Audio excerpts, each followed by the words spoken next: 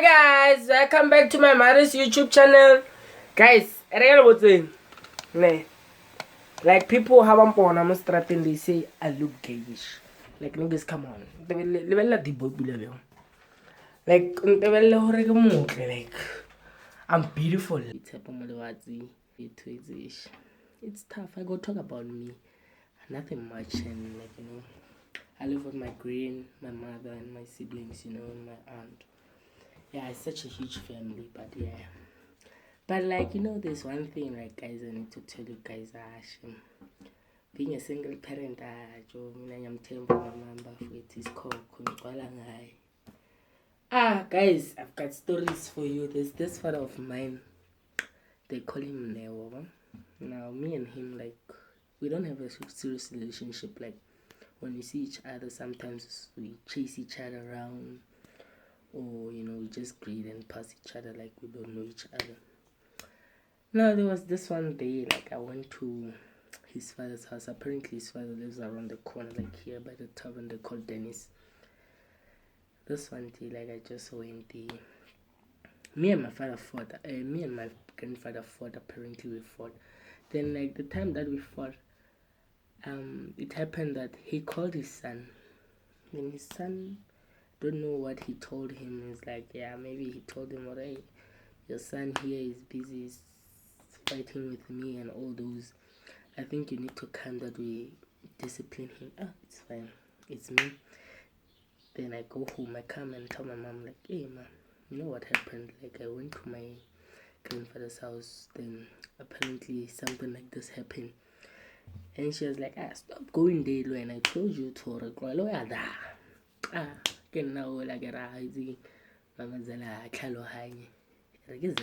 went out.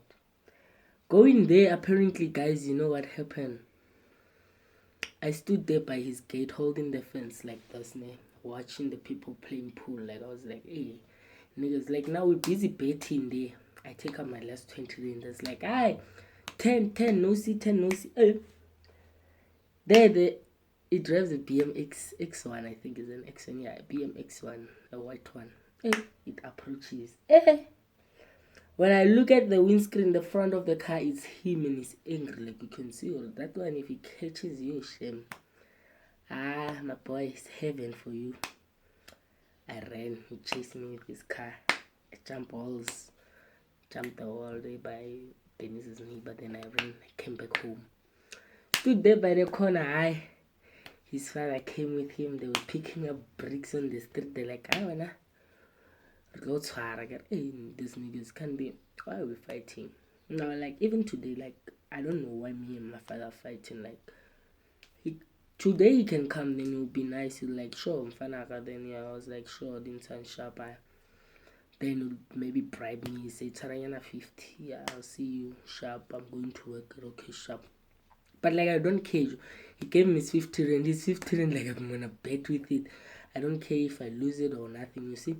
But now, now like niggas, I don't know, like Mr. Father, like the biological father still young, like niggas, like they like fighting, like ulwelang, I'm yours. And like, one thing I hate like about him fighting, we never asked him nothing since I grew up. Like, there was this one time I was still schooling in Meridian Primary School. Then they called him that day. I was in trouble at school. Then they called my mom. My mom couldn't answer the phone. They called my grand. My grand was like, hey, I'm in Soshanguve. I think that school was closer to Mamelodi. Then they called my grand. My grand was like, I'm in Soshanguve. I can't come there. Try calling his mom. They're like, we reached his mom. His mom is not answering the calls. Then they called my father. Yo, niggas, I don't know what made my mother to put his numbers in that file, but like they called him, he answered. Nigga was like, give me 5 minutes. Yo, nigga came from his work. He was a soldier. He came wearing his uniform. Maybe like people at schools, like, this man is respect. Like, they don't know who. Yo, evil. He came, that nigga. He entered my the office there. It's me standing there. sitting. When he approaches, I stood up. He's like, sit down. I sat down. But you could see the reactions from his hands, like, yeah, you know, if I catch you, like, I grab you with my hands, yeah, die. I was like, hey, this nigga. Then apparently my principal came. He was an Indian guy. He's like, no, sir, don't stress. Let's talk about it. We went inside the principal's office. We spoke. They spoke. I don't know. I was not inside. They said I must stand outside. It's him. He said I must not enter. They spoke. Nigga sometime asked the teacher, the principal, that can I go with him home? This like, you can take him home. Sign there. I sent the parents. We enter the car. We drive. Like it was so quiet, like inside that car, like you could feel something is wrong. Then I wanted to open the window because all the windows were closed and it's hot. Like I tried to open the windows and he looked at me. He's like, who told you to open that window? Close that window. You don't have a car. We closed this window. I sat and like I watched him. I'm like, hey, this nigga, what is he planning, this dude? No, then we drove until we reached Mabopan, to his father's house. Apparently, his father and my mother's house is not far away from each other. Like I'm really cool. He dated a lady from close by, you know. It's just few streets away from my granny's house. Now when we got to Mabopan, to his father's house, like his father's house is a tavern, like there were some few gentlemen sitting there outside drinking. Now when we entered, he's like, hey, when I don't greet those people, go to the bedroom and take off your pants. I'm like, take off my pants? This nigga, what is he planning? I went into the room. Then when he was supposed to follow me to the room, his father called him outside. Then they called him outside, like he was busy discussing to his father, hey, this boy did this at school and did this and did that. When they were busy arguing, I ran home.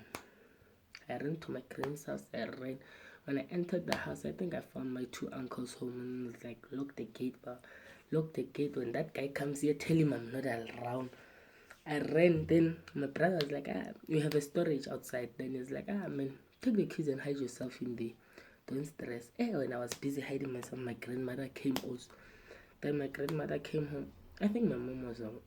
I don't think she was around that time. Then I hid myself in there. Then I was watching him sitting there outside with my grandmother, like they were busy talking. And now, I wanted to discipline Huitapo, like, and he ran away, and I was supposed to discipline him because at school they called me, he did this and this and that.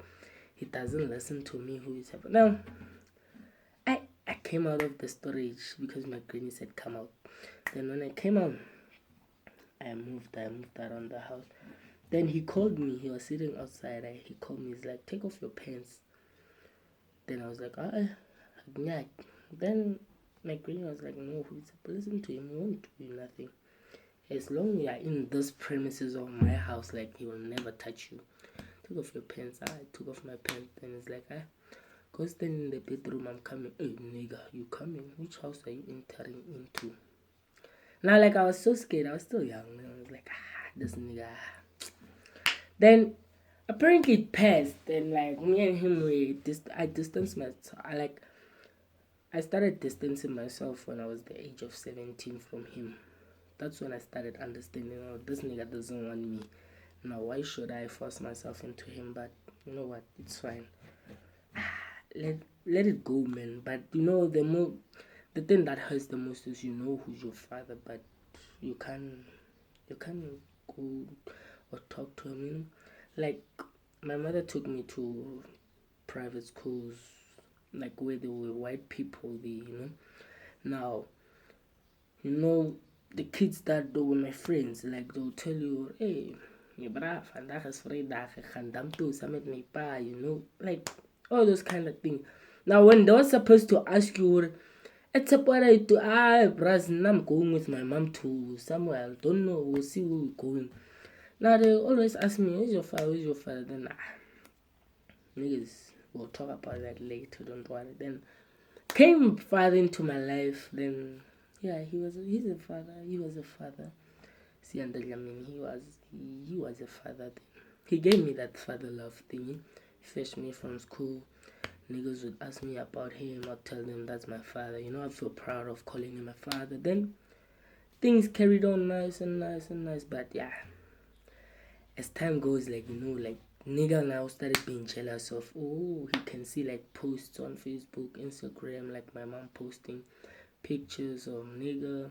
Now he would, like, when he sees a post, like, okay, sharp, when he comes to Mabopani, he needs to make sure that he sees me, that he can tell me shit. Like, I was like, this nigga, like, he wants a battle that he won't win. Like, nah, I'm not in the mood of maybe using like verbal words, or, you know, like, I'm not into, I don't want to be involved in a fight with him or something. Like, what I, like, the time that I needed from him, it's over. Like, I don't need him anymore, nigga. Like, nigga, I don't care. But yeah, I still have that little inner piece of me in my heart that, yeah, one day I wish like he would come and say, let's sit down, let's talk. But we once sat and talked, like, he told me about his cycle. Then he was like, no, you know what, like, I think because his father who lives here is not his biological father. I think is his stepfather. I think he also is those type of people who, what I went through, my kids needs to go through. Because if I can count his kids, I think we're 5 or 6, man. These other ones from his marriage I don't count, but outside kids, I think we're 6, 5. And all of us, this 5 is girls, nigga. I'm his only firstborn son. And like, you know what's so nice about the comeback of earth of life, you know, like, you'll try having sexual intercourses and all those, but you never get a boy, man, because you know you got a boy that you ignore. Like, even my heart is not willing for you to have another boy, man, because I'm only his first son, and the rest are girls.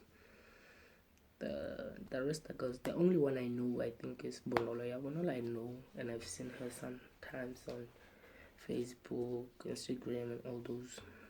Yeah, she's grown. But I haven't asked her about the relationship, about them too, you know. But I don't know. But I think maybe their relationship is fine. Because, like, you know, there are two different stories. You'd hear from your mom saying this, your father saying that. Now, who should you believe? If you were in my shoes, who would you believe? Because now I think I would believe my mom. She grew up with me, like, she told me everything. Like, when I started being 15, 16, she started telling me what happened, what did not. Now, I don't see a thing of trusting him, because I know we know ourselves, niggas, what we try and do in life. You know, we'll try and say, she's telling you lies, because you also want to gain something into that guy's life, but he's not gonna gain nothing, because he's always lying. Because what you can see, like, you ask him this, he run away from that question, he'll give you this answer. But what you can see, he's trying to play hide and seek. But already, nigga, like, we don't need you. Maybe he thinks when I come into his life, I go ask him, maybe, nigga, buy me this, buy me that. Nigga, for 19 years, for 19 years, deck 19 years, nigga doesn't know what I wear, nigga doesn't know what I eat, nigga doesn't know my size of my shoes, nigga doesn't know what I wear on my waist. Like, if I was a father like that, I would be so ashamed of, like, nigga, like, come on. It's not per se that I say give me, buy me, I don't need them, but like, come on, man. Why then that thing doesn't a little bit eat you? Hey, what is that guy doing? Eating? Is he alright? Is he living? You know, the one thing that hurted me the most when I was still young, I came running to that guy. I remember there was I think, what you call these things, no, not society go class, go makush. When they asked my granny can she borrow them the spoons and all those, then I was like, okay. On the 2nd of September, I don't remember the year, I came out running at home. I was going to the where they sent me. Now when I turned by the corner, like I saw his car, and I was like, my dad, and it's my birthday, he's gonna give me something. You know what he told me that name? He was like, yeah, what do you want? I'm like, hey, what do I want? Dinner. I'm fine. It's me.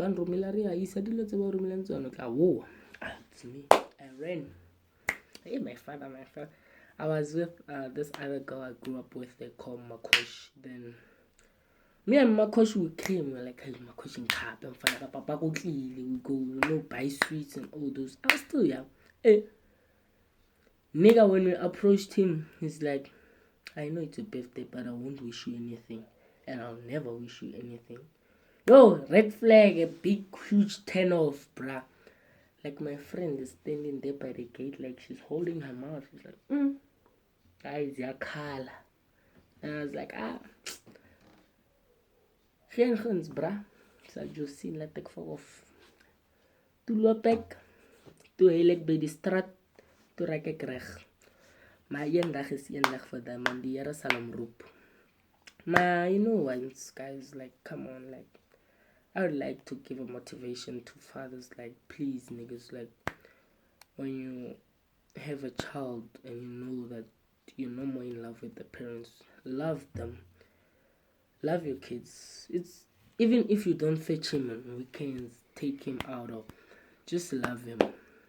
Make them feel who is their father. Like, be there for them. Even if like one game, you come to one game. Maybe if he's in sports, it's cool, he's attending sports, go there, watch them, soccer play, rugby, cricket, tennis, all those. Because like, to be serious, like, you make us grow up with anger. Like, now I have anger, anger, it's serious. You see, if you wanna see my anger, like, start swearing me about my parents, my mom, family, then include him, all those kind of things. I once almost fought with this Msutu girl, this other Msutu lady who sells by his father's house. Like, we had I gave her my 20 and I was like, give me cold drink. She's like, hey, when I fish, hey, don't, what do you call this? Don't F me around. I was like, when I swearing, man. Then she's like, no, I enter the shop, you go. When I come out, you come back. Like, come on. But by the rule of the shop, if you're a person who works inside the shop, by working hours, you need to be inside the shop, not outside the shop. Now, when I told her that, maybe she felt offended. She started, I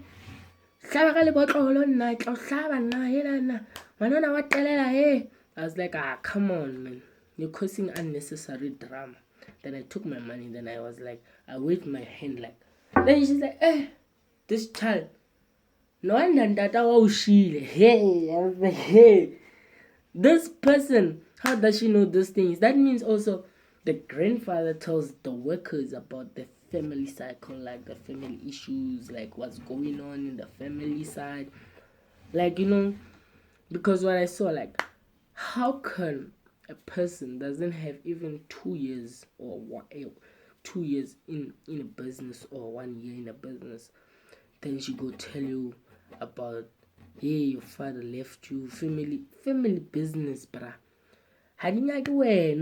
But you know them, like, yeah, you've been there like for 5 years or 10 years, or you grew up with me 19 years, so you come on, man. Nanto like getting yeah, like, whatever I'm doing now, I'm doing it for me and for my siblings and for her. I went back to school, I'm studying, and I'm serious now with what I'm doing. And like, I want to see myself done with it, and starting to get a decent life, and being a role model to my siblings, and being someone into the community, like people who can look up to you and be somebody's role model. And but like, what would I say? You know, they got ups and downs all in this path that I'm taking, but I hope that the Lord is also with me. But what I can see, niggas, biological fathers, some of you, something is not right with you. But guys, thank you for watching my YouTube channel. Hope to see you next week. Bye.